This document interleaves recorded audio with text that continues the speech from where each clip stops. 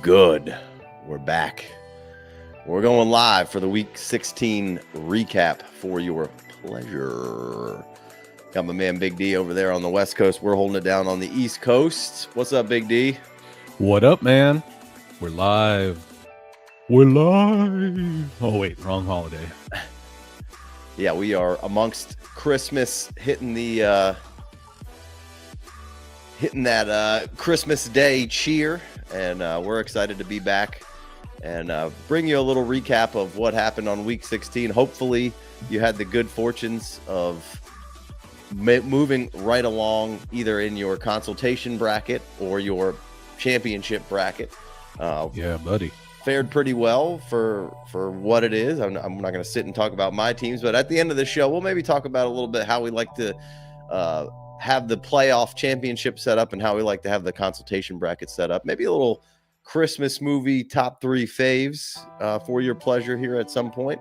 And then, we'll run through some of the important games and we'll run through some of the important players that we liked and things that we're seeing that are heading in a good direction for next year, because that's important in this game of Dynasty, right? It's fun to be reactionary and what's happening now, but people are so quick and so fast to move on, forget, or promote somebody all the way up to the top. And we try to keep a level head here, patience, and, not just move everything around accordingly. So we'll talk about that all throughout the show. Let's kick it off with, I think Big D, being a Seattle guy, big Washington Huskies guy, your boy CM was, a fan of Penix and this Seattle or the Washington team there for a little while. Of course, if you've been following us for a while, had a lot of Penix love all offseason long last year. And, every once in a while, the world rewards you and you seemingly get something right, because one GM agreed with your take and a bunch of people on the internet didn't and called us idiots for a while. And here we are. We got to see our first shot of Penix. And, I wouldn't say it was disappointing by any shape of the imagination. I don't think you needed to do a ton. He wasn't having to be excellent out there. But what you saw from him, the Falcons offense had been struggling a little bit.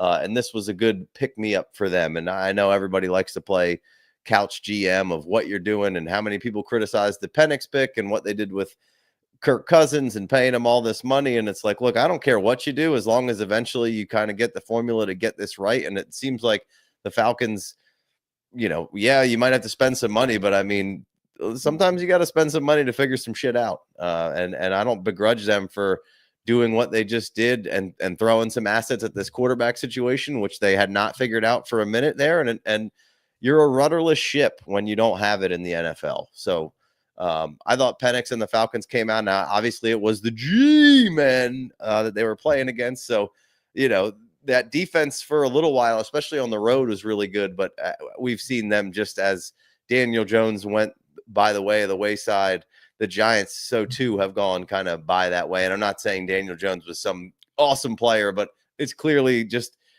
the bottom has fallen out of New York. So Big D, how was your first Penix experience in the pros? I loved it, man. I thought he was going through his progressions pretty quickly. Like, obviously you would have hoped for a bigger fantasy day, but I think they still have they definitely still have the training wheels on. I don't think he was taking some of those shots that he definitely did with Odunze, Polk, and McMillan last year for the Huskies. He looked good. I mean, he was. I think they said it on the broadcast. I was watching. I had it on one of the screens. He was, posed, calm, collected. Those kind of words were the words that they were spitting out for him. And one of the positives. Jalen Daniels, Bo Nix, Penix, of being a 6-year college athlete or whatever the actual numbers come out to be, is just how much snaps they actually get in some of those big games that they get to go. And I think that I just feel like that obviously helps the I don't know if it helps the NFL perspective in the sense of like the schemes and that, because it's a different kind of game and there's different things that they ask for the quarterback, but it helps in the big stadiums, right? The lights, playing with some decent assets, being able to roll out and feel confident that you can succeed. I think there's a lot of that, and I think a lot of or at least track record wise, is a lot of the quarterbacks from that have had minimal experience over the last few years have kind of puttered out. So anyway, all in all, man, I thought it was great. I thought he looked good. I thought the offense and more importantly, that offensive line was responding to him. I think all the guys were playing hard. Not that they weren't playing hard for Kirk. I'm not saying that. I think Kirk's a likable guy, but he's probably more age wise is probably more father or maybe even grandfather, right? Than Kirk and than Penix. And so, getting Penix in there was good. I don't know what the target count was. I was going to look that up on Mooney.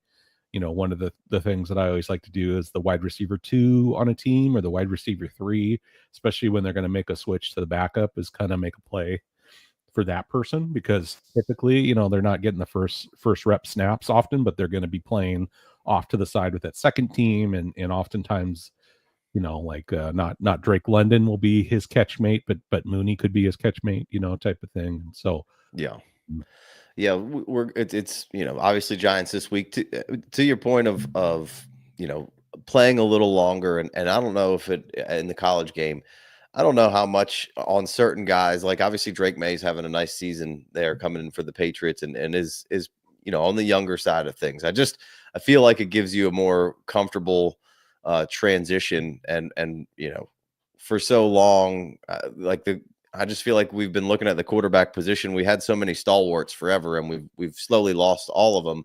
And the quarterback position's been in a little bit of a limbo here. Well, we just got, a bunch that seem to be good. And Jaden Daniels has been around for a while and got to see a bunch of different things. And Bo Nix was horrible to start his career. And it took a while to wash that stink off. But, by all intents and purposes, at least should be a decent NFL quarterback, right? Yeah. And now you're seeing Penix get his shot. And to come in this situation where the Falcons are flailing, right? They're battling to try to jockey for position with Tampa, who's playing really well, and they have the 2 over Tampa, so they have the tiebreaker.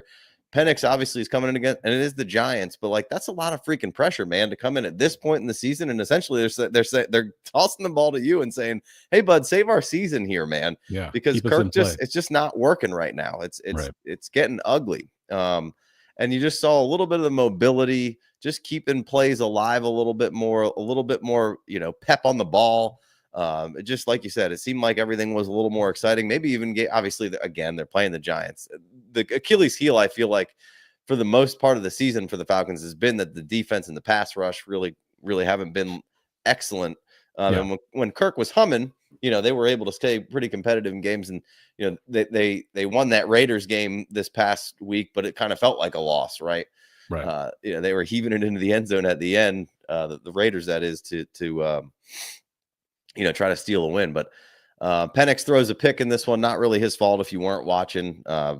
Pitts just kind of seemed to volley it up to the Giants in the red zone there. But, I feel like they tried to protect Penix a little bit. They let Bijan do a lot of heavy lifting. Drake London does have a hamstring injury kind of moving into this big game here against the Commanders. I think it's a Sunday night game this coming week. So all eyes will then be on the 2 rookies. So that's really exciting for your Sunday night game. Oh yeah, that's awesome.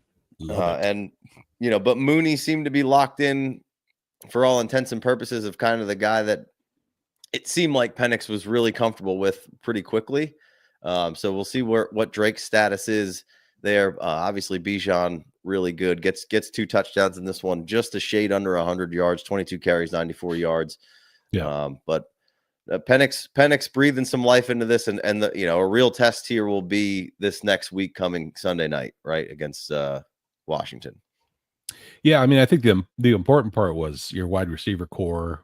Are they going to get, are they still going to be propped up in that 10 20-point range for the Falcons. I think that's kind of where they've been. Right. You know, and I think that's, you know, yeah, you said it's against the Giants, but the Giants are just abysmal on offense, and their defense hasn't been horrible this season. So Right. I don't think it's you know, like, and I haven't watched them fully, and they're obviously playing Drew Lock out there, and I feel like they would have looked a lot better with like a bridge quarterback. Like, I don't know if there's like a Daniel Jones out there or something. Oh wait, no, they're tanking for Tua, quote unquote. That's an old expression, but tanking for, I don't know who's not Shadir. He's not number one, right? Who would be number one right now? Cam Ward, or I Yeah. don't know. I think it's a battle between those two guys right now for sure. Yeah. So anyway, yeah, it was good. It was good. I liked it. I think, like you said, though, man, it's a great precursor for Penix to kind of get out there, get the NFL shakes off, and then go on the road to Washington. Massive Sunday night game, 2 rookies. It's going to be a Heisman Trophy winner versus the runner-up. You know, it's going to be a massive matchup. So yeah, should be a lot of fun next week. Cam Ward's going to be another one of those quarterbacks coming in with a lot of experience. And Shador's played a lot of football as well. So, you know, should be interesting to see how those two guys right now, the heavy favorites. And then Dylan Gabriel, I feel like, depending on this run that they make, I think gaining a little bit of steam, and another guy who's played a ton of football, right? And what you like about Gabriel is the decisiveness and how quick that ball seems to come out of his hand. And, you know, he does have, again, the mobility on top of it, where maybe it's not the end all be all Jaden Daniels mobility, but it is, you know, something that is escapability and keeping plays alive. And I think you saw a little bit of that from Penix, not comparing the athleticism. Obviously, Penix had the 2 knee injuries, but it just being some mobile. One question here before we move to the Giants. And we've talked or move to the next game. We've talked about it a little bit, but just end of the season chatter here. Tyrone Tracy, obviously, you know, hasn't been running very effectively, not to no fault of his own, I don't think. Made an excellent catch in this one. Everyone knows at this point that he was a receiver prior to this. What's for me, you know, I don't think this is a hard sell. I think he's going to be just fine, because the Giants have so many needs that there's no reason for you to go pursuing the running back super heavy, and Singletary's still pretty cheap and locked in. So what's your feel on Tracy fantasy asset wise moving forward? Yeah, I mean, I'm not running out to buy him by any means, but I like you said, I'm not very keen on selling him at this point. I think this offense is obviously, hopefully, for the sake of the Giants fans, going to look a lot different next year.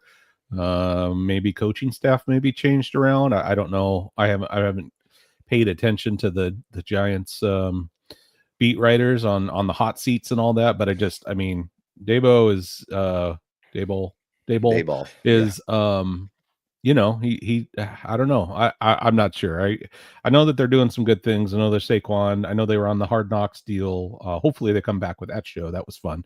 Not the Giants, but another GM look type thing. That was fun. But anyways, off topic. Tyrone, I think I'm a hold. I'm just not necessarily a buy. I don't know what's up with Singletary. But the way that he performed, and obviously Mixon's doing great in Houston, but you know what Singletary did in Houston there for a little bit, and I still feel like he has the ability to take a good chunk. But Tyrone's he looks good. I just feel like I don't spend a lot of money on maybe assets at the running back position, you know, draft capital on the maybes. I spend my actual draft picks, you know, my 3rd and 4th rounds on that, and sometimes my seconds. But as which is what you did on Tracy, as far as, you know, where you were picking him up, and he's you know, he's produced for you and he looks good. So I'm pretty much right on par with you. I'm not rushing out to sell high or anything. I think there's too many holes. I think between him and Singletary, they'll be good. I mean, you know, if you could, you know, every league's different. If somebody's loving some Tracy and wants to give you, you know, multiple 2s plus another good player, you know, hey, maybe we talk about it, but I'm not beating down the doors to get rid of him, but I'm not seeking him out to necessarily go buy super hard. So, all right, let's keep it moving. Let's go over to your Seahawks in Minnesota, probably the game of the week with a lot of implications on the line. But at the end of the day, Sam Darnold once again getting it done, right? And Dialing it up, baby. 13-2 here. Went into Seattle in this last game, which has been a weird home field. And we've talked about it a few times. Yeah. But not if Geno was bad in this one either. Geno was out there doing his thing. Geno was Geno. Yep. Once again, Seahawks run game not really terribly existent. You got behind a little bit, but Sam just keeps doing his thing, and I don't know. I find it hard to believe that the Vikings aren't going to be with Sam Darnold next year. I don't know. I guess it really depends on if the Raiders just played themselves out of the position of being in the top 6 or whatever it'll be, so they have a shot at Shedeur and Cam. But how much do you pay Darnold? Is somebody willing to give him the $50 million a year, 40? But he feels like a Baker contract kind of guy, at least for the next 2 or 3 years until he proves it. And so if the Vikings could get that done with JJ sitting behind him, I think you at least got to try it, right? Yeah, I agree. I mean, I think if I'm Darnold, I'd try to stick around there. It's a very competitive division, though, so I wouldn't, But I don't know if if his goal is championships, I'm not sure if I would go to the Chiefs division. So yeah, I mean, Darnold looks good, man. I mean, I think drawing a blank right now, McConnell, head coach. The way that Kirk looked coming out, Kevin O'Connell, yeah, the way that Kirk looked in that offense, the way that Darnold looks in that offense, I think it's one of those. Not that those two players aren't talented, because I do think they're both. I've always thought Sam Darnold was a little bit better than your journeyman backup.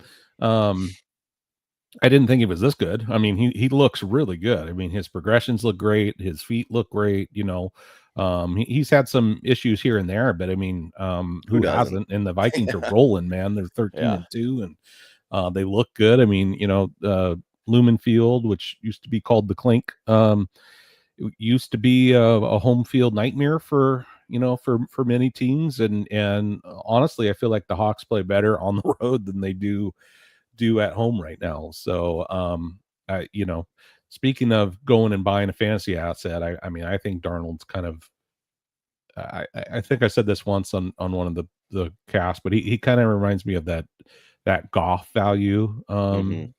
From, not obviously Goff now is just killing it with what they've got going there with Ben and that in Detroit. But about 2 years ago, Goff was the joke, right? You could throw him in as a journeyman, same thing with like Baker, you could throw him in. I think Darnold's kind of in that ilk where he's better than your average backup. Like he's a starter. And when you put talent around players, I just think, I mean, his offensive targets right there alone, as long as he's better than average, he's going to do great. And I mean, that's what we're seeing. So, no, he's certainly interesting. And I think it's a good comparison, because I don't think that too many people are out there with confidence buying Kirk Cousins. Right. So I think anybody who had invested in Goff, Baker, Geno, has been rewarded from certainly a cost and startability week to week, right? Yeah. So I like that. And now, seeing that with Bryce Young a little bit, right?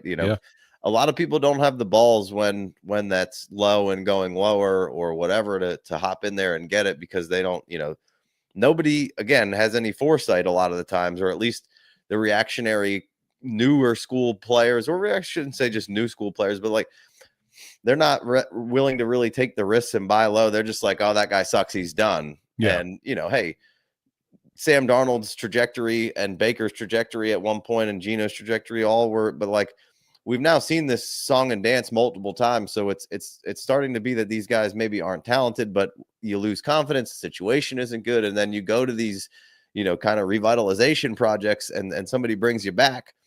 And now we've seen Canales do it multiple times.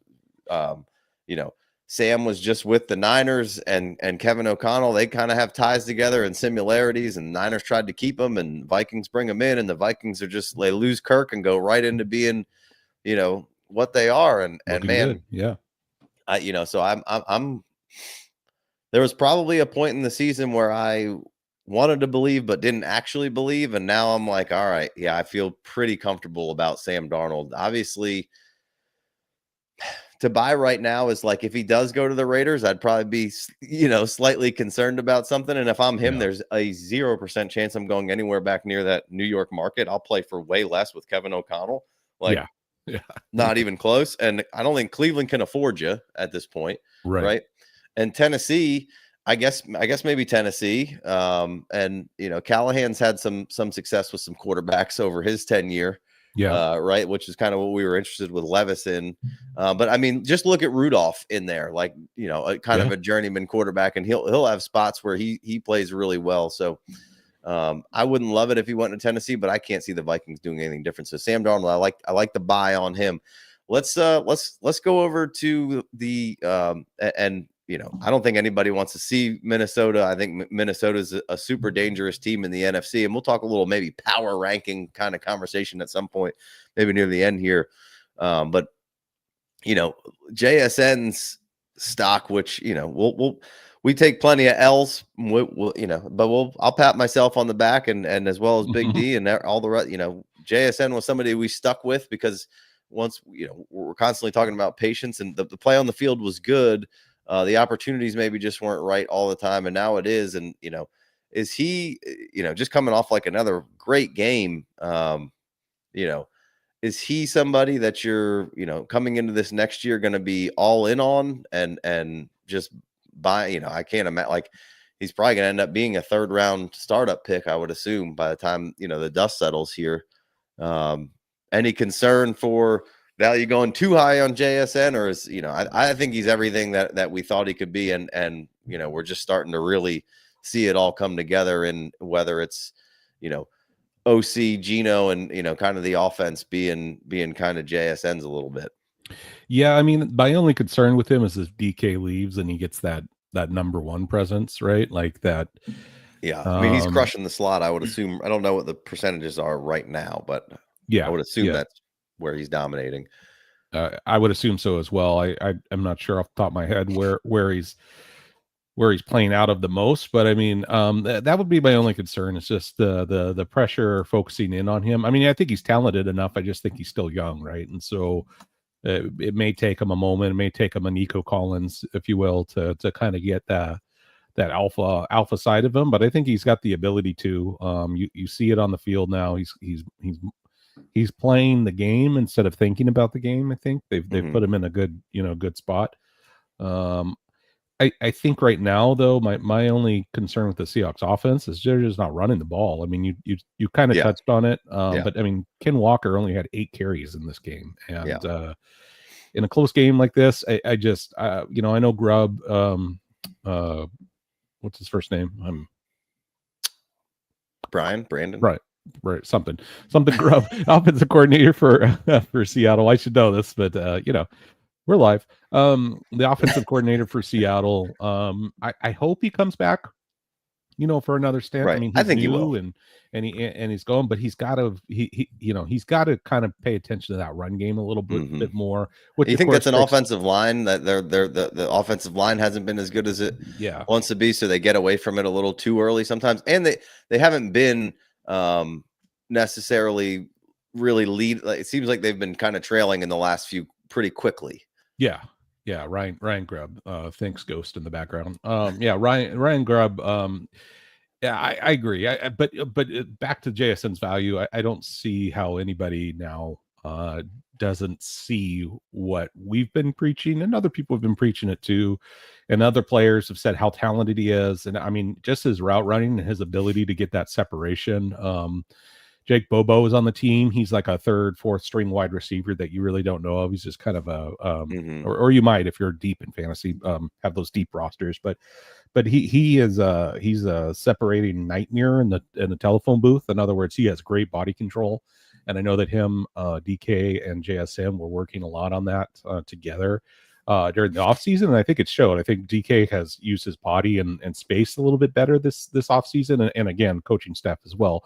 Not giving all the props to Bobo, but JSN also, he's just and again, he's playing the game and not playing where am I supposed to be on the field, and chemistry is getting up higher with Gino, but I'm not afraid if Gino moves on. I still think JSN is he's definitely on everyone's radar now, but I definitely think he's still got and not just the Hawk side of me. I like JSN coming out higher than I don't have my rankings in front of me from when he first came out, but I know that he was higher than consensus. But a lot of people had him high, and then they just kind of and that's the one thing, and I know it drives you nuts too, is like drives me crazy. If you got a wide receiver that's looks great, talent wise is great, head wise is great, like you don't hear the off, he's not a bad teammate, he's not, porking a bunch of hookers, like he's in a good spot. Like you got to give him some time to develop. In our TikTok world, we want the first thing right away. But when you're playing Dynasty, just chillax a little bit, Listen, just relax. Whatever you do, just make sure you rank Brian Thomas firmly ahead of him, and you're good. Yeah, Brian Thomas. That's an inside joke. We love Brian. I don't think it's so inside anymore, but well, that's true.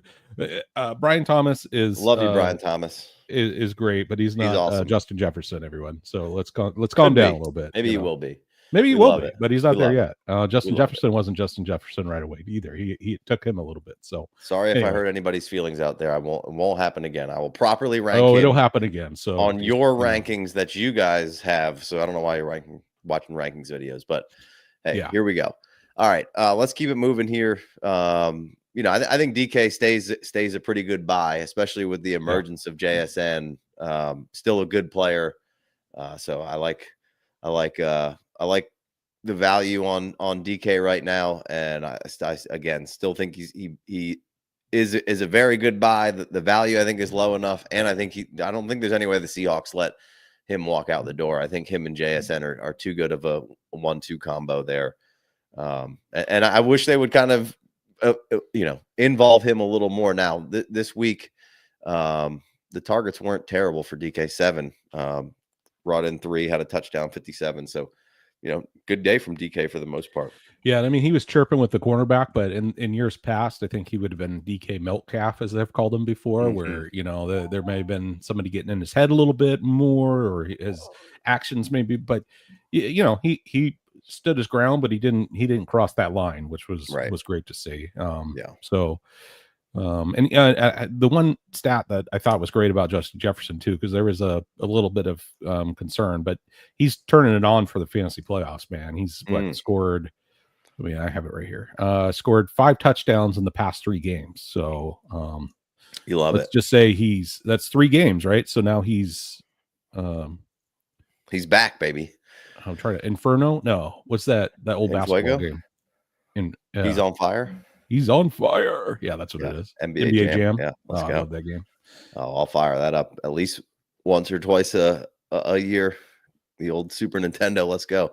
All right, let's move on to the Eagles game. Obviously, not quite fun game. Jalen, what's that? That was a fun game. It was a fun game, but not quite what the Jalen Hurts owners wanted to see there. I think he was in for a big day, crippling in your fantasy. Him and Josh Allen, who obviously Josh Allen's been absolutely ridiculous the last few weeks. Might have let you down a little bit in this one. And obviously Hurts got hurt early in this one. Kenny Pickett comes in 14 for 24, 143 yards, touchdown and a pick. But Commanders bring this one back. An uncharacteristic bad drop from Devonta Smith there that probably could have kept, Washington off the field and had a different outcome in this one. But hats off to the Commanders and Jaden Daniels, just sticking with it, driving down the field. 36 points from Jaden Daniels on the PFF score, so I don't know how they're grading that. But 24 of 39, 258 yards, 5 touchdowns. 5, baby. 2 picks. Didn't really get the running game going for the other running backs, but he had an additional 81 yards on the ground. So, man, oh man, what a great incumbent class of fantasy quarterbacks, and I think real life quarterbacks, really, for all the ones that we have just really gotten. And it's good. It feels like we've stabilized some franchises and things have gotten a little more excited in divisions. So that's always good to see. But Saquon, you thought he was off to a JT-like game here and then really kind of gets stymied, and that, good job for them, or maybe the Eagles not doing the best job of getting Saquon as much as he should have gotten. But 29 carries, 150 yards, 2 touchdowns, everything you wanted in your fantasy playoffs from Saquon, probably helped you get past into the championship round or into that 1-1-1-2 game if you play that way. So that's exciting stuff, but not quite on the JT level, but still very, very good. And then of course, Terry McLaurin does his thing, 5 for 60 and a touchdown. And then the unsung hero is Zacchaeus, or whatever the hell this guy's name is, catching you 2 touchdowns, 5 for 70. So if you plugged him into your flex or your third wide receiver, it's a Christmas miracle for you. If your best ball, he feels like a best baller or an absolute have to. You feel really bad about starting him in your fantasy playoffs, but he if you had him, he won you. AJ Brown, 15 targets, 8 receptions, 97 yards, and a touchdown. So he didn't let you down. 15 targets, man. 15 targets. 15. Devonta Smith still decent in his own right, 6 for 51, but the biggest one he needed didn't come up with it, which normally good, but not quite there on that one. Brian Robinson might have let you down a little bit in this one, 10 for 24. But Philly's been excellent. I would say power rankings wise, NFC, I think I have Philly edging out Detroit right now, obviously with Hurts. Without Hurts, I'll take Minnesota and Detroit over them. But how do you see the NFC kind of power rankings here? And obviously the Commanders just beat the Eagles here, again, sans Hurts. So how do you see that kind of playing out? You got a favorite right now? For me, I think it's Philly, Detroit, Minnesota, although that Minnesota, I think Detroit and Minnesota play week 18, possibly for home field advantage and the bye. Yeah. If not, I think the loser of that game, depending on the outcome of the last two, will end up going on the road in the first week of the playoffs as the 5 seed, I believe. So could be a big game, pardon me, in week 18 there. But I think because of Minnesota's defense, maybe I have a little slight advantage over Detroit. I don't know. Maybe that's blasphemous. How do you? I don't think it's blasphemous because there's a lot of injuries over there in Detroit. That's the biggest concern, it's just stacking up. Yeah, I mean, roster to roster on the paper without injuries, I think Detroit's definitely right there. But going into the actual playoffs, we'll see how healthy they are in 2 weeks. Obviously that could change things. I think at this point, those lower teams, the quote unquote, 5th or 6th seeds type of players, well, I guess the winner of the South won't be quite that low, probably be the 4th seed, depending on what the NFC West does. But outside of the NFC West, the Bucks and the Commanders, man, I think and the Packers. I mean, Jesus, and the Packers. I mean, they're playing right now, so we're not, and they're up 21-0 on them. But we came on here last week and we're just like, man, that's championship level play that we just saw from them. Yeah, and they're shutting out New Orleans. The defense looks good. They're thumping it with Jacobs. Love's healthy, so. No, that's a great I mean, call. I think I'm taking the field over the division winners this year. I don't know how that shakes out analyst wise or what that looks like, but I definitely could see that one of those lower tier quote unquote teams making some noise and possibly making a run, because they all are pretty, they're all pretty decent. They're all pretty well coached. And they've got some dogs. They got some $1.50 hot dogs in them. Costco dog, baby. No, they've got some dog in them. So, as far as ranking goes, though, I mean, you definitely got to keep Philly and Detroit. There we go. You got to keep the Eagles and the Lions, at the top of the NFC West for me. I don't think the Seahawks or if the Seahawks were in it, I would definitely have them ranked the lowest because I just who knows? I guess they play better on the road. But the NFC West is just who wants to take it type of deal right now. I think it's going to be Rams the are in Rams. complete control, so they win next week. They wrap up the division, and the week 18 it doesn't matter. And so, so yeah, I mean, I think the other good news for the NFC is the Cowboys are. They've turned it on the last couple games. They got a couple key injuries back, and but so they could play the spoilers. I don't know who they're playing the last 2 weeks, but I think that they've looked pretty good. The Bucks have looked pretty good. The Falcons, we'll see how Penix does on the road in a hostile environment. But like you said, I was expecting a little bit more defensive oomph from them.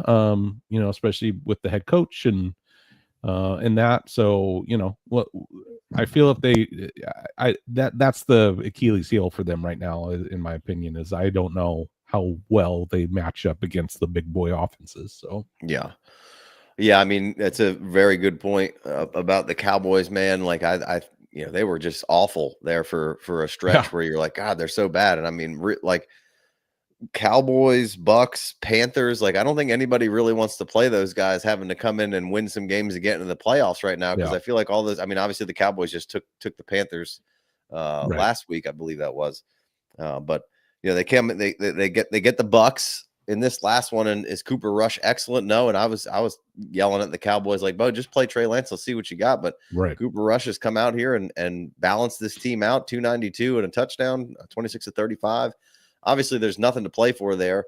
I don't really know how he's been doing fantasy-wise because I'm not plugging Cooper Rush anywhere. But Rico's been good. They've got the run game going. He's helped your CD Lamb stock for the most part through every game. And that Cowboys defense is playing good. Zimmer's got a little bit of juice back on that thing. So I don't think anybody really wants to see the Cowboys, and I'm sure everybody's kind of glad they're eliminated right now, even though once they get into the playoffs, it hasn't been great.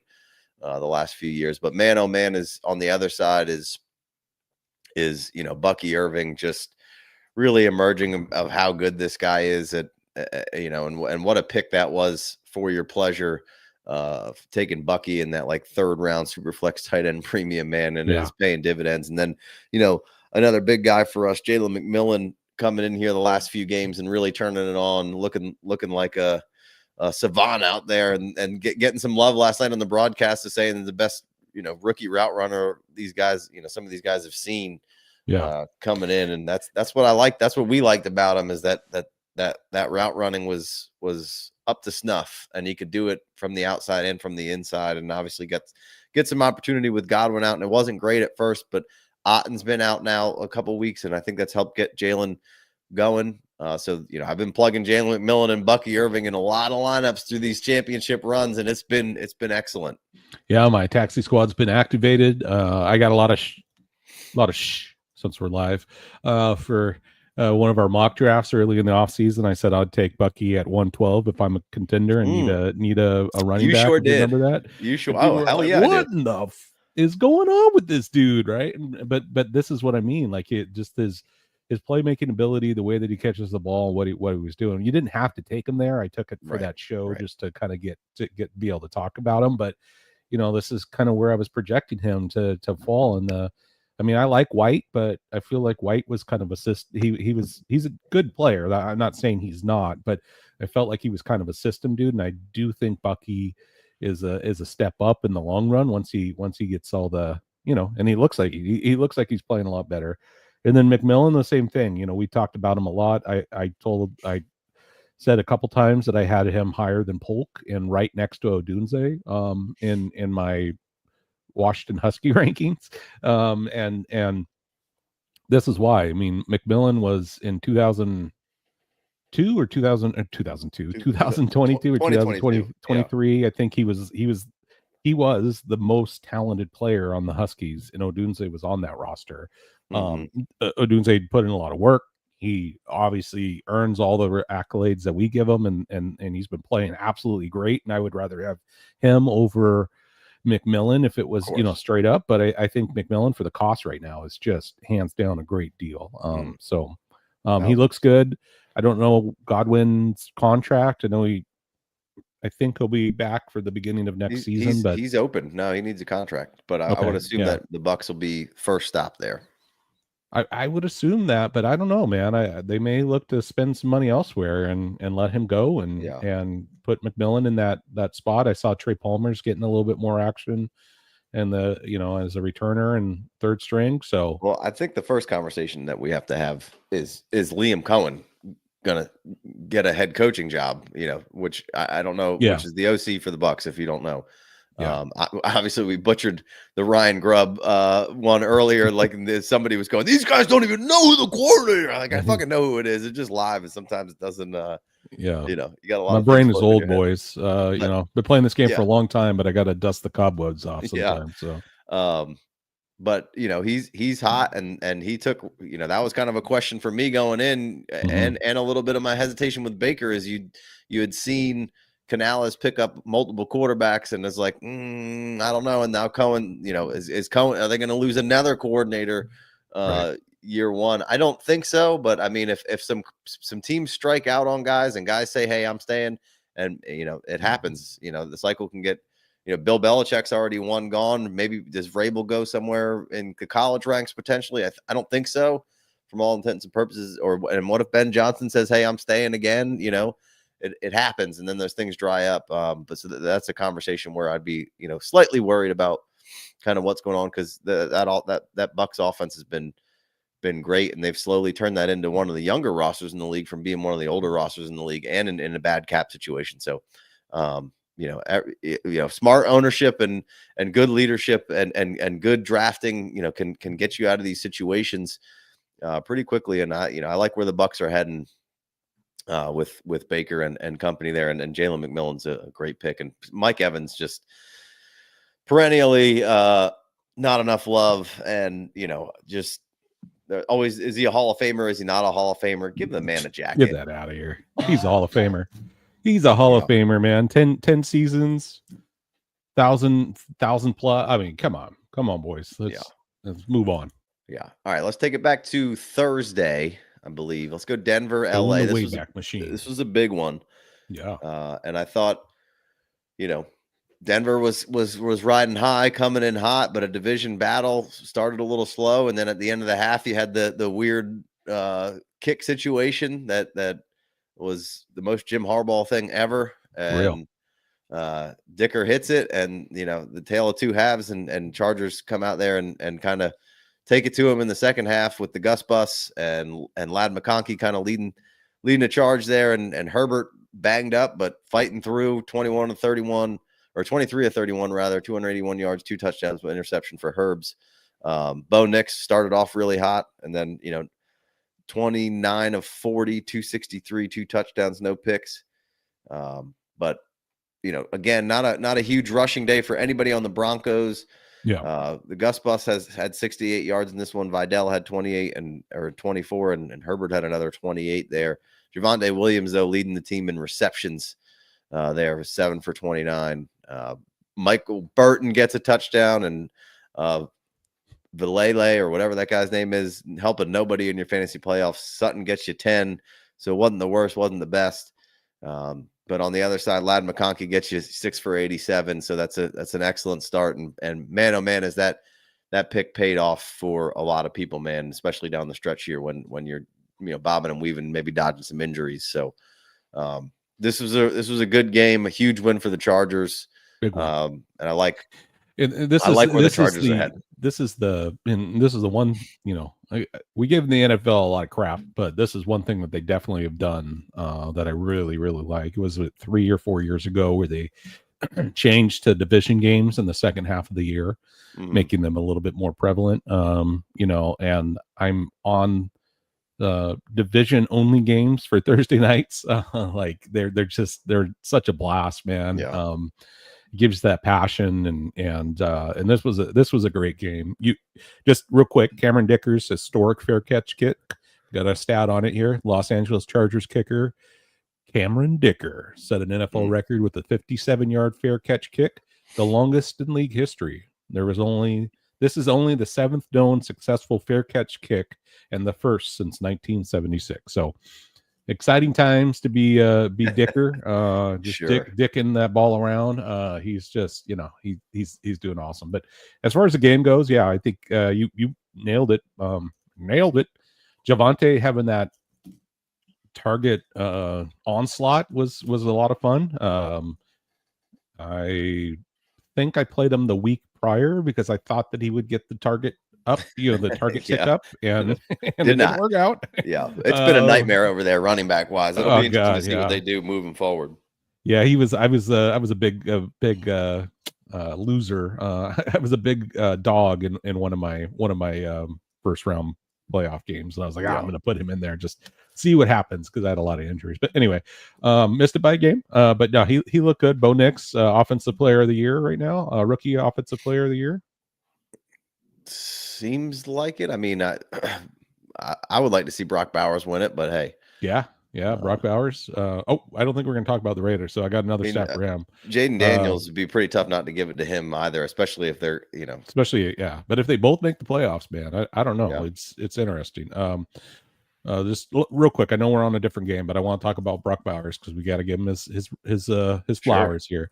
Rookie tight end Brock Bowers became the first rookie tight end in the NFL history to record at least 100 receptions in a season. He also joins Mike Ditka and Kyle Pitts as the only rookie tight end to surpass 1,000 receiving yards. So suck it, boys, if you can't draft a tight end in the beginning. Dude is a man among men, and again, it's a Raiders game. We're not going to cover that particular game, but I did want to shout that out just because I looked it up and I don't like wasting my time. Yeah, no, I like it. I like it. Great game great season from Brock Bowers, and on the other side, let's give our guy Brian Thomas a great shout out for how good he was and how well we predicted. Hey, draft Brian Thomas really high because he's going to be really good.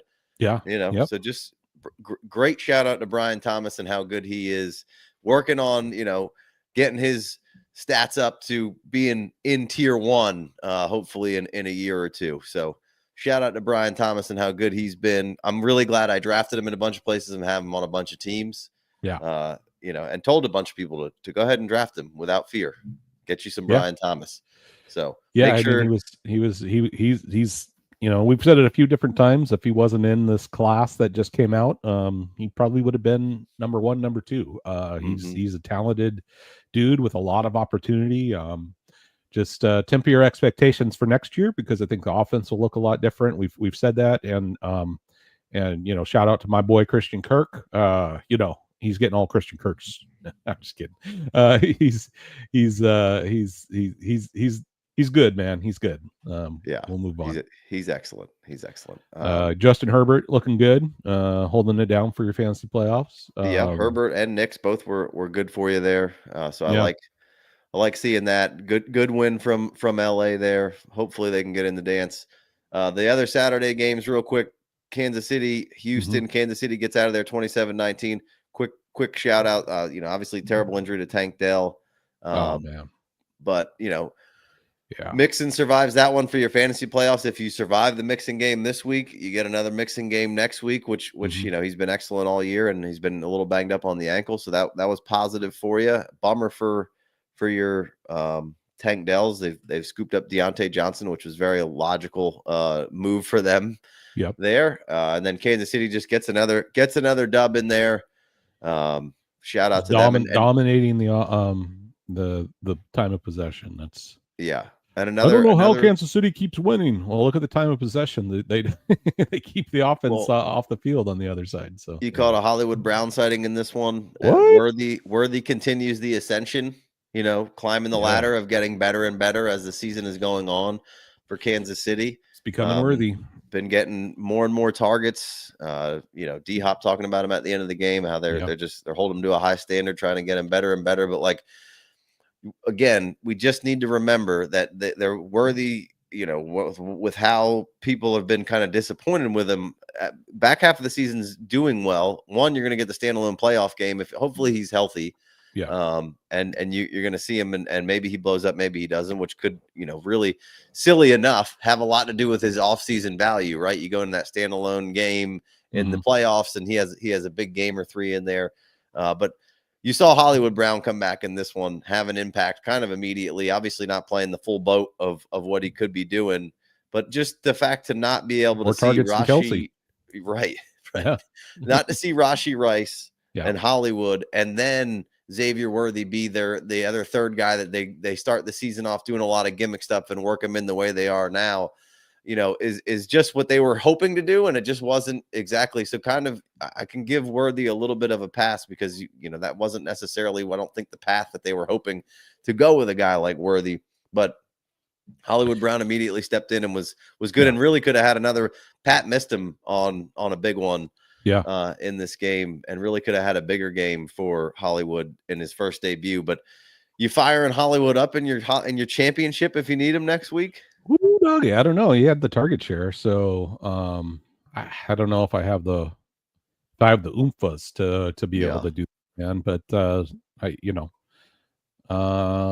I mean, it depends. I mean, he's playing the Steelers in the Steel City on Christmas. I feel like I probably wouldn't, but a lot of games in like 10 or 11 days for the Chiefs there. So tricky spot. And him coming out, I don't know, what this is his first game. So how sore is he? Will he, who knows? But the fact that he was out, he was in the target leading. They obviously had a plan for him this offseason. I mean, that coaching tree from Holmgren, Andy Reid was Mike Holmgren's up for Hall of Fame this coming year, so everybody loves Andy Reid, and you should, because he's just an excellent coach, and Philly's an idiot. But horrible news for Chiefs haters that Hollywood Brown's coming back around and getting healthy right around now.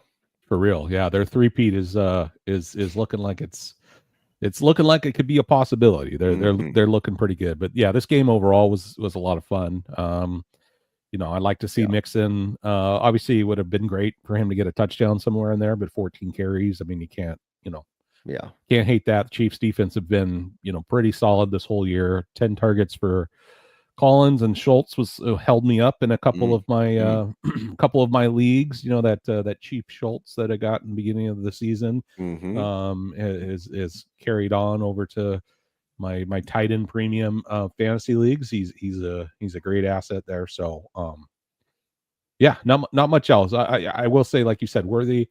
The one thing I like about Worthy is the opportunity, the fact that he's a better route runner than I think, Hardman, Mecole Hardman was. Yes.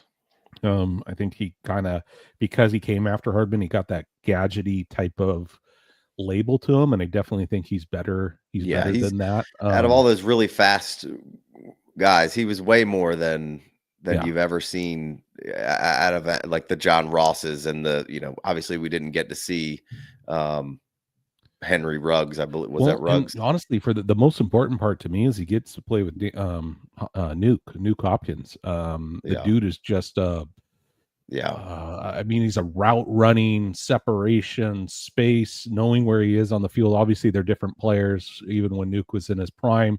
But just being able to learn from a legend like that, that's kind of like why I love Odunze, but I love even more where he landed with DJ Moore and Keenan Allen, as this, like, you're in the room with those guys, you're learning from those guys, you're watching their preparation. That's what sets these rookies up for success in the long run. So Xavier, I think once D-Hop went there, I was super excited about that. I like that better than AD Mitchell as an example, who no nothing against Downs or Pittman, but Nuke Hopkins is in a different level. Maybe not from a fantasy performance anymore, but from a wide receiver talent wise, he's just for sure. Dude's amazing, and the fact that he gets to learn from him, Worthy, all those guys, even any of them that get to work with and learn. And Kelsey and Mahomes, that's just you got Kelsey in there, and another great smart player that knows how to separate. And I thought one of the interesting things on this game, I don't know if you watched it, but they were talking about Kelsey and how one of the biggest things that he does that sets him apart and helps with the chemistry. And I kind of started watching this with some of the other players, was how fast his eyes turn around to the quarterback, right? Like he has the ability to still run his route, but kind of have eyes in the back of his head. And I started thinking about that. So I went through and just watched a little like old school all 22 on some of the, Julio Jones and some of the other players from the past, just to kind of get an idea. And I haven't gone into a big case study, but just from my initial kind of like depth, it's just been kind of interesting just watching as they gotten older. I should caveat that. When you have speed and you got route running, that's a different story. But when you get older, like the Nukes, the Travis Kelce's, the Devontae Adams, don't just watch their route running, but also watch their head movement and how they give these cues to the quarterback before they're even out of their routes or where they're at, or especially on a broken play. It's pretty interesting. It's a lot of fun. That's more of a football take than it is a fantasy take. So I apologize for all you fantasy only folks, but it's just something to keep an eye on. I thought it was kind of neat. So yeah, I like it. So neat. Another shout out of a lot of heat on Slowick right now with the Texans, and Big D brought you that early in season this year and a little late last season, which I didn't necessarily love it or agree with it, but here we are, and I think you good shout out there for some more, I just felt like Stroud was Bucky and Slowick, baby. Yeah, there we go. I just felt like he was Stroud was playing out of his mind, and he was so some of those play calls were just questionable to me. And again, he's a new just so we're on the record, like I didn't like him, but I did say he's a new guy. He's got to learn. He's got to learn the rhythm, just kind of like Grubb with Seattle. Just like a new player, man. There's a lot to take in when you're new on the job. So give him the benefit of the doubt. Sophomore season, sometimes you get that sophomore slump. I do think it's good for Stroud and the Texans because it kind of eliminates him, I think, from that real top of the tier head coaching kind of thing. I think he can go back and hopefully go back and marinate a little bit more and figure some stuff. I don't think he's horrible. I just they need to figure the O. They got to get the O line and the pressure thing right. Yeah. That's always going to be a key. So yeah, for real. All right. Steelers lose to the Ravens. Both 10-5. Ravens took it to him on this one. Lamar, was excellent. Derrick Henry got you 162 rushing yards, so huge for your fantasy playoffs. Had been kind of not peaking necessarily at the right time for Henry, but this was a great game. Excuse me. Yeah. And then Zay Flowers gets you 100 yards, so he holds you down a little bit. Steelers slumping a little bit. They need to get George Pickens back out there. Division game wasn't quite the close battle that you would. The Ravens felt like they were in control most of that game. Yeah. So not a whole lot to talk about there. Arizona, Carolina gets the win there. Chuba back to dominating that backfield. Bryce Young looking pretty good. I got to say, I was hot and heavy Kyler, but pretty disappointed with the way Kyler's looked consistently. And we've talked about it on a few shows in a row now. Consistently looking the way Kyler's looked. Just hasn't been, pushing it and sharp. And when he's on, he's so damn good. And I just feel like everything hadn't clicked over there. They always seem like a hair. No, I shouldn't say always, but there's been a chunk of games here where the Cardinals offensively just seem a hair off. Just real quick, going back to that Steelers team achievement, Steelers tied the NFL record.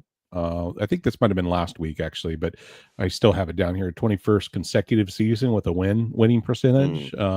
Crazy. That's insane. And for if any of you that are new that are listening to this live or later on, should know that Lamar is my favorite player in the game. And so if you agree with me, subscribe. If you don't, like and subscribe anyway.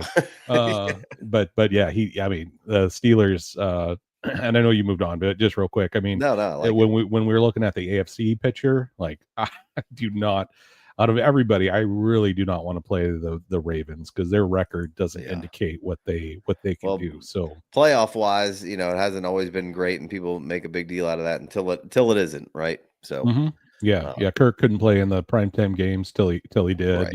John Elway couldn't win the championship till he won it multiple times in a row. There's there's a lot of that until it is. So till it isn't. Yep. Right. Yep. Until it isn't. Yep. So, if you survive Chuba the previous, going back to the Arizona, Carolina real quick, if you survive the Chuba game the previous week, I think, you're looking good. Chuba was good again this week. So Chuba looks good, man. Like that's an L on me, because I was not on Chuba, but man, the way that he's developed the last couple of years, man, he just looks like, not just, obviously he's scored a shitload of fantasy. Sorry, live people. He scored a crap load of fantasy points, but he looks good too. Like he's his sense of direction, the way that he's carrying the ball. I don't know. There's a lot of positive adjectives that aren't coming to my mind, but just in general, when we're talking about buying somebody, he's somebody that I think in this off season, once the Brooks lovers come back, and he, I know he hurt himself again, and I don't know how long he'll be out and whatever, but I think there's going to be a time where you might be able to pick up some Hubbard for next year for your playoff pushes and your deep runs, and I definitely would keep him in the Chuba cupboard is not bare. Okay, sorry. All right, had to get a couple dad jokes. Got that in there. Yeah. But yeah, shout out to Bryce Young for giving himself a shot to be their starter for next year, and not kind of looking around, because I think he's kind of earned it here, and maybe you bring in a better backup, and maybe something a little different. Maybe Daniel Jones is down there. Who knows? But I like what we're seeing out of Bryce. Confidence, smiling, delivering the ball, ran it pretty well on that one there. So a lot of positives. LA, New York, the Jets should keep those helmets forever. I love those Jets helmets that they had on. Didn't watch a ton of this one, but Kyron Williams still good. Weird. Just out there helping a bunch of teams for a bunch of years in a row advance to the fantasy playoffs. Yeah. And really, really help you out this week. Looked good doing it. Obviously, say what you want about the Jets or whomever they're playing, really doesn't matter. All that matters is Kyron is out there continuously doing it. Yeah, it was a gritty, dark. Unfortunately, I did watch this one. I did watch quite a bit of it. It was a gritty game, but man, I mean, the Jets defense is not, kind of like I was talking about with the Giants just a little bit ago. They're not the problem. they're pretty good. They've lost a step or two since Saleh has, in my opinion, they've lost a step or two since Saleh has been let go, but they're still playing hard. They still look okay, especially against the run, and Kyron 23 carries, 122 yards and a touchdown. Oh yeah. He looked good, man. He's he just does everything well. And he's like, what do you call it? Not cocky, confident. You know what I mean? Like, he runs through, he gets the first down. He's pumped up. He's confident, and just maybe a little cocky if you're on the other team, but a lot of energy. I feel like he gives them boys a little life, a little juice. I like it. Yeah, I like it. So Kyron's still good. Still good. Not if you're looking at the screen right now, this is Dynasty Daddy. We haven't mentioned him yet on the stream, but we use this tool quite a bit, and it's awesome. So if you're not using it, go do it now. But it's a lot of fun. Yeah, keep it moving here. Titans, Colts. This one was pretty ugly. The Colts tried to make it, or the Titans rather tried to make a game of it. Richardson not throwing it. Throw it away. Yeah, Richardson not throwing it a ton in this one. 7 for 11, 131 yards. But they had the running game. Jonathan Taylor single-handedly advancing a lot of people in the championships.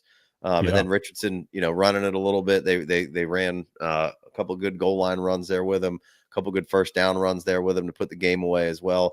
In a third down situation where they had to have it, Richardson ripped off a nice throw, I believe.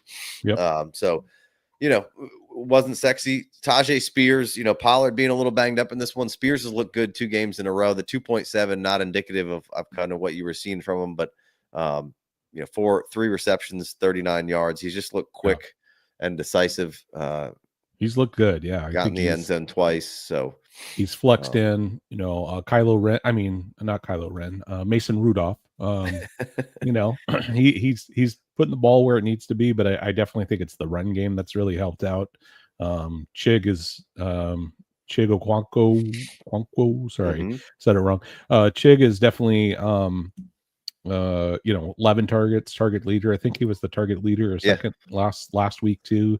I don't know if they're featuring him to kind of see what they got, or if it's just a Rudolph thing. And Levis doesn't look in the middle of the field; he just looks downfield and tosses it or checks it at the line. Chig's more of that middle of the field player, and Rudolph kind of thrived with that last year with the Steelers. So going forward, I don't know. I think it's worth taking the shot. But right now it's not, because he's going to be more expensive, and your trade deadline may be Sure. That's why we haven't gone super hard about trade targets and things right this minute on this show, because we're championship week, so we're recapping, talking football, and giving you an idea, some ups and downs. Josh Downs going to be a force to be reckoned with for years to come, like what we're seeing from Josh Downs. Looks good. Yep. Detroit, Chicago in hand for Detroit for the most part. Chicago's defense, just again, you lose Eberflus, which I'm not saying that they shouldn't have. I think that would have been fine whenever they wanted to do that. Yep. But hell of a defensive coordinator, whoever gets him next year as a DC, I think that's going to be excellent for him. He's coached the defense well since he left. Not great. The other thing is, again, I think Chicago could have been in this game a little bit if they could have got any fucking stops. Now, was Caleb awesome again? No, not necessarily, but good in chunks. Mm-hmm. And just, it's interesting that you lose Eberflus, right? The defense goes to shit. And the few weeks before that, you had Thomas Brown, I believe is who they named the offensive coordinator before that. And now he's the interim head coach. Like, the offense was starting to work a little bit. Caleb was looking better and better. And now you made him the interim head coach. And now it seems like both sides of the ball have taken a hit. Like, dude, just make somebody else the interim head coach right now. Like, that was just a stupid move by the Bears, I think. But Caleb had a nice fantasy week this week anyway. At one point kind of was bringing him back around, but Detroit's just too much right now. They're in, Detroit's peaking and doing their thing offensively, whereas the Bears are still trying to get footing kind of with their rookie quarterback and who they are and what direction they're heading in. So not a whole lot to talk about there outside of, Gibbs being good, St. Brown being good, Laporta being good, J-Mo, patience, baby, and context of why he might not be good, So, again, all you people in the comments talking shit about this and that and whatever, patience, baby, patience. For either direction of how a player is playing, things balancing out a little bit from being absolutely ridiculous or from being nothing to being something. And then context with Jameson Williams was everything. Like, people were just like using historical data to shit on him, and you're like, buddy, this does not apply. Stop this. This is crazy. Yeah. I feel like I'm taking crazy pills. But I wasn't quite sure with the Bears game plan. Again, we talked about it at the top of the maybe the middle part of the show, but they're banged up on defense, and to only run the ball 9 times with Swift and a couple things. So that's something to watch as the Lions go along, because I do think that their run defense could be suspect. I just don't know if they're going to have a test come. They got the Niners next week. And then obviously they got that huge game against Minnesota at the end, and that definitely will be a test with Aaron Jones playing decent. But I don't know, something to keep an eye on. But I will say, kudos to Detroit, franchise record 13 wins. Love to see it. There's certain teams that at least for me, I grew up watching and felt like they always had some just absolutely terrific players, like Barry Sanders and Calvin Johnson, Stafford. Megatron. And Stafford, and you had a few of them, and it's just kind of like, man, nothing ever seems to click. And just to watch that click and watch Dan Campbell, who is not just a great head coach, man, he's a great leader of men. Yeah. The things that he does, the more articles that I read, like him, going through his first coaching stints and going back and talking to people and players, what he did right, what he did wrong. Like, the dude wants to continuously learn and continuously improve.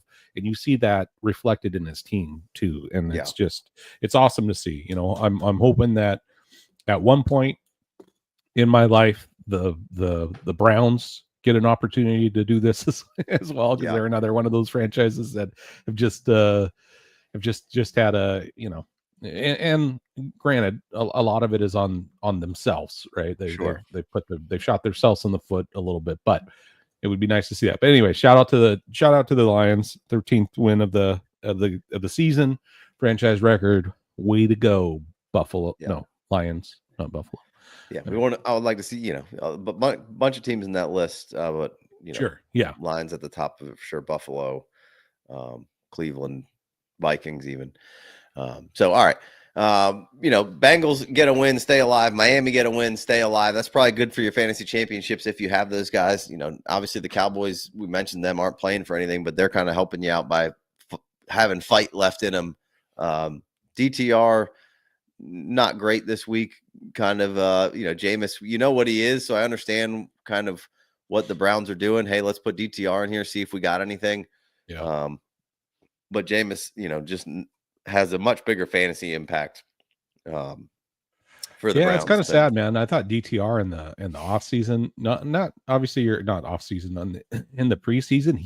His ball just looked good. Like he had a lot of zip and he looked like confident and with his throwing and stuff. And obviously it's the preseason, you're playing second string, but just the way that he looked, he was, from the get kind of miscombobulated. It felt like in this game. Looked a little gun shy, like wasn't seeing it, and hadn't played a whole lot, so it is what it is. Njoku, 8 for 8, 10 targets, 8 receptions, 66 yards. Which watching that game, at least didn't feel peripherally, didn't feel like it. Yeah. So I don't know if it was like at the end or something, but yeah, it did not feel like he was there. And unfortunately, Jerry Jeudy, Elijah Moore kind of faded back to the background without Winston, which is kind of to be expected. Right. I mean, but for sure. But again, especially Jeudy, he's one of the, I don't know about you, but he's one of those players I'm noting, I'm tracking, I'm keeping an eye out, especially if he struggles the next part of the season with DTR, sorry. Because I don't know. It's just somebody to watch. I think you'll be able to get him cheap, and he's one of those good like Hollywood Brown type of shots. Hollywood last couple of years has been deep discounted, and obviously because of injuries and that. But I think Jeudy will be discounted, and it doesn't have injuries. So right. All right. Well, I think that'll pretty much wrap the football aspect of this up here. Yeah. Patriots lost to the Bills. Drake May's good. Yeah. So, and Josh Allen, looks good every week. Every week he's improving. Yep. Yeah. Josh Allen maybe knocked you out of the fantasy playoffs on the wrong side of the tracks there with that. But so let's end this one with, I got 2 questions for you. One, let's go. Give me your top 3 Christmas movies since we're in the season here. Okay. Top 3 for me. I think family wise, it's the National Lampoon's Christmas Vacation. That's a staple in my household. We watch it every year, so it's definitely one of my favorite. The shitter's full. It's got a great cast and a bunch of one-liners. So that's definitely at the top. I don't know if it's number 1, but it's in my top 3. What's one of yours? Number 1 for me is Santa Claus, Tim Allen. Okay, yeah, that one. I think he's so good in that movie, and it's got a good story and value kind of situation, but like he's hammering one-liners and he's so quick, and it's just I feel like it's got some good adult funny stuff pretty much all the way throughout, and then obviously as that franchise goes on, I have got no use for it, but the Santa Claus is a must every year. That's my number 1. That's your number 1. Yeah, I feel you. I think my Santa Claus is definitely in that for me. I think Elf is definitely up there for me.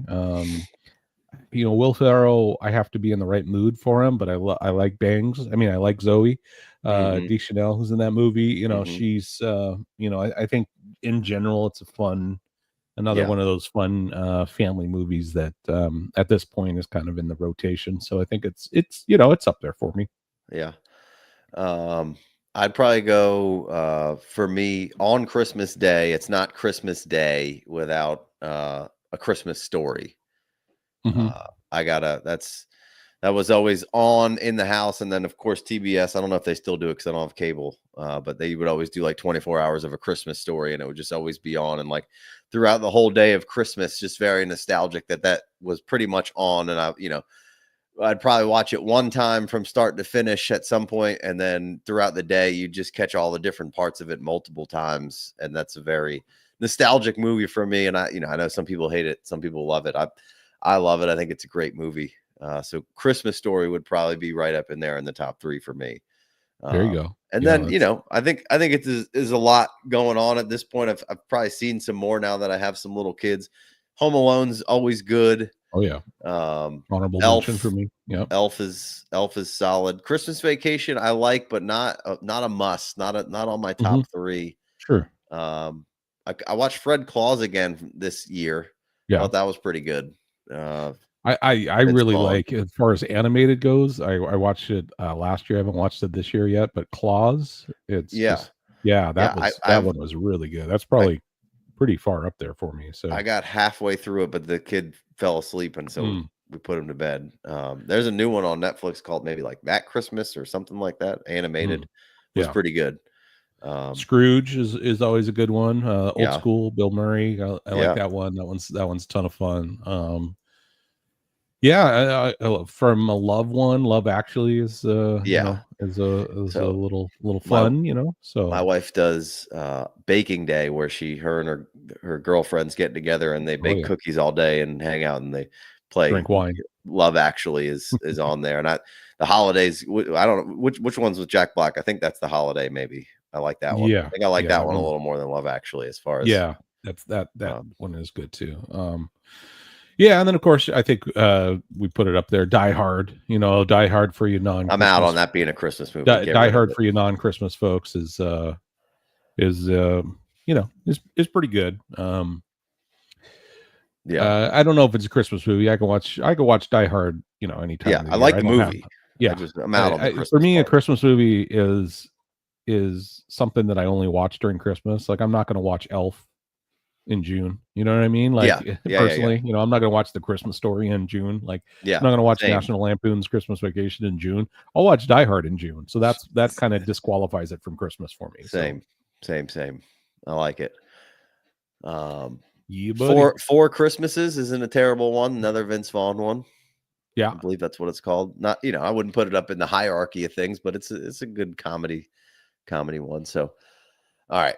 Yeah, Krampus, if you like the scary ones. You gotta get a little Krampus. Not into that, but yeah. I know that there's a lot of Krampus funds out there, and then there's Miracle on 34th Street for the throwback is good. Mary. I've heard good things on what was that?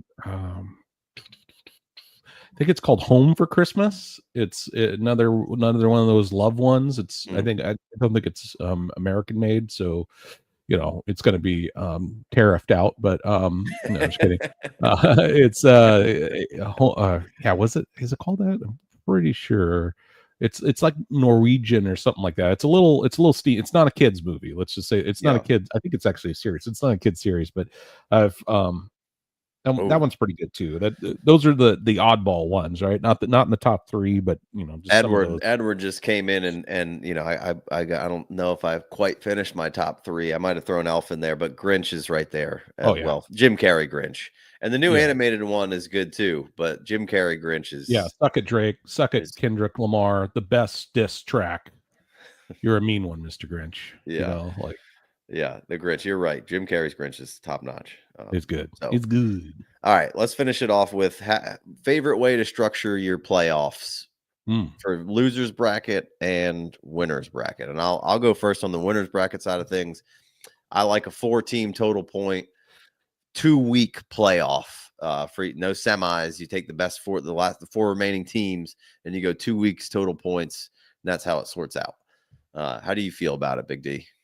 Yeah, I mean, I don't mind that. I don't know if I've actually played in that for more than a season. I think I played in a couple of redrafts for that way, so I don't know how I feel about it from a dynasty perspective, but I like you know, I there's just a like that reason you're why I not like, one and done. Like if you had the bad week that yeah, week, and like you still have a chance to come and rebound, or if you've been yeah, the team with the bye and you came through and crushed, and then you just have that like down week on the week back, and it's yeah. fantasy. It is what it is, but I do like that you get the 2 weeks. So sorry to cut you off there, Big No, D. you're good. I mean, I was just going to say that's kind of why I like the sixth place team going in with the most points, right? I Yeah, want the me best too. Same. competitive, championship type of league that I can get. And so, are you doing that? So you're doing 4 teams, so you're not going into week 18 with that setup.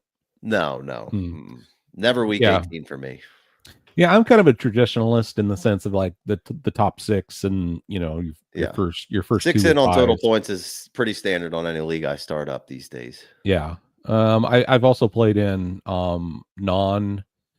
non head to head leagues, right? Where it's, your total points throughout the Just total points playoffs, all year. Yeah. not all year, but total points throughout the play, like your head to Oh. head record. But once you get to the playoffs, it's your total points for the 3 weeks, all 6 of you, which is kind of fun. Yeah. That definitely adds a little bit of little bit of the mix. So if you same concept as you were just saying, but Yeah. the Bigger sixth field. place team, if all of a sudden they come out of nowhere, those are kind of fun. Not so much fun for the first and second place team in those leagues, but Yeah. if you're one of those lower guys that kick in, I think where I like the fun, some traditionalists with the top half. I like the second half, the consolation bracket, your poop Losers, your toilet bowl. losers, whatever you want to call it. Like I like that to have meaning, and so I typically structure, if I'm commissioning a league, I'll typically structure it where the champion of that gets 1.13. So if it's a 12 team, they're going to get the first pick of the second round, but we're not taking that away from the owner. We're adding a pick in there. I've also done it where it's 2.13, Yeah. so the last pick of the second round right before the third, and that one's okay, but I just feel like talent wise, most drafts, you're kind of, I think it kind of takes away. So maybe, and I've never played in this, but maybe it's a 2.5, 2.4, 2.6 type of. Maybe I'll structure a league like that one day to see what it looks like, because 2.1 does feel a little bit. And again, I just called it 1.13, but in the actual draft, right, it would be your traditional 2.1. It's a little high, but it may be at that 2.4, 2.5 range. So how are you handling the 1-1?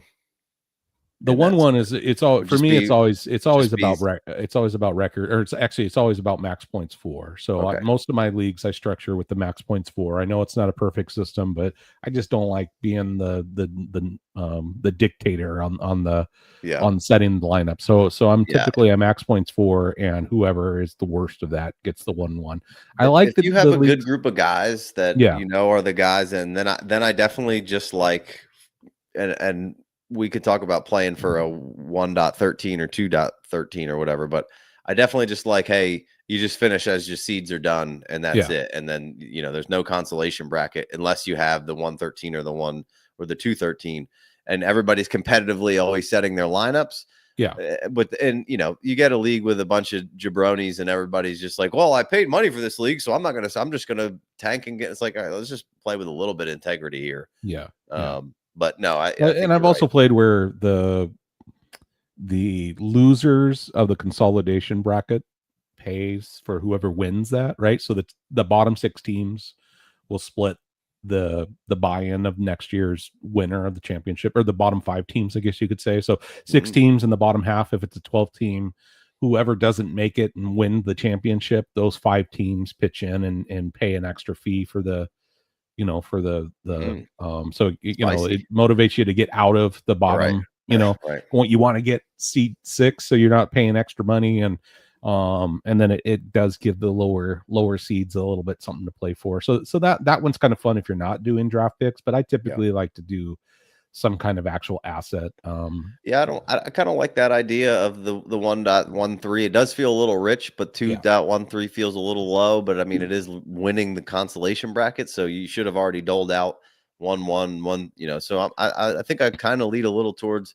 something a little later there. But the other one is playing for 1-1, 1-2, 1-3 throughout, and the top 4 obviously, or top 2 get a bye. Top 2 worst teams get a bye. And I like that to an extent. but it, every system's imperfect. One, Yeah. I do think it can inhibit some trading on the back half of things for that True. system. Is that, hey, I'm trying to win the 1-1, so I Yeah. don't want to give up Keenan Allen, Mhm. because to somebody who could get a 2, or maybe for him or something like that. So anyway, I think if I'm playing in that, I definitely don't want to trade deadline, right? Like, yeah, I don't want to trade deadline because maybe I don't make that trade week 14, but then I get knocked out, right? So now I like it. That's a week good 15, idea. all of a sudden I'm okay, I didn't make it. Now I'm gonna sell and tank for Tua. Yeah.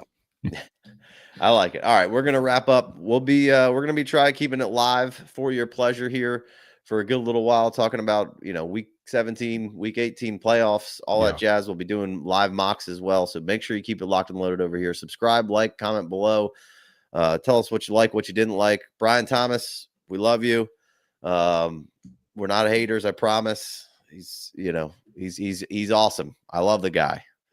Yeah, Sorry. this is public, so we do other live streams through Patreon, or with our Patreon folk, the Pleasure Chesters.